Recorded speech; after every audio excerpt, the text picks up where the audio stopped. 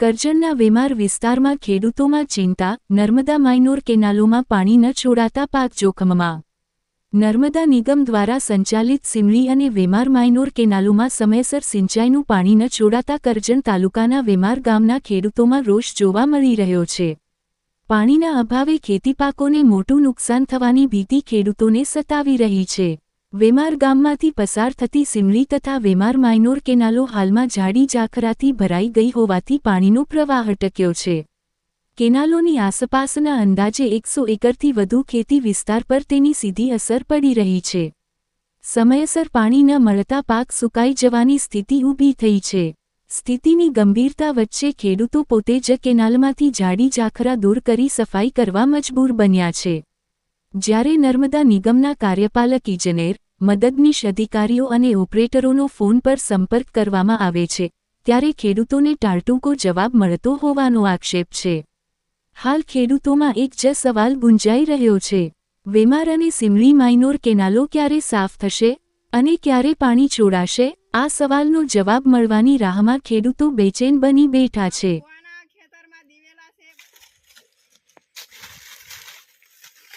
આ બધા ફોન બધા કરી દે।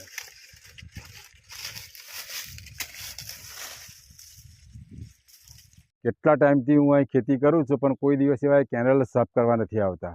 જ્યારે અમે એમને સાહેબને વાત કરીએ છીએ કે કેનલ સાહેબ સાફ કરવાની છે તો તમે જેસીબી મોકલો તો અમે જાતે જઈને અમે સાફ કરાવીએ, પણ એવા એ લોકો કોઈ આવતા જ નથી। અમે કેટલી વખત એમને સાહેબને કીધું પણ સાહેબ કોઈ માનતા જ નથી।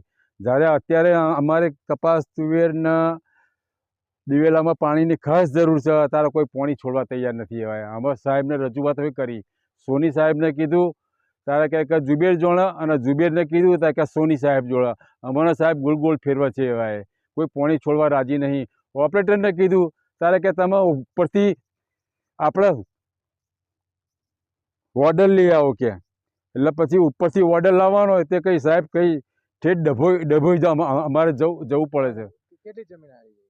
અત્યારે 150 થી 200 એકર જમીન જેવું છે, અને બંને કેનલો સાફ કરવાની બાકી છે। સિમરી માઇનોર અને વેમાર માઇનોર એ બંને એટલા બધા ગોંડા બાવળને મય કચરું એટલું છે સાહેબ કે કોઈ પાણી હોય આગળ નહીં આવે એવું।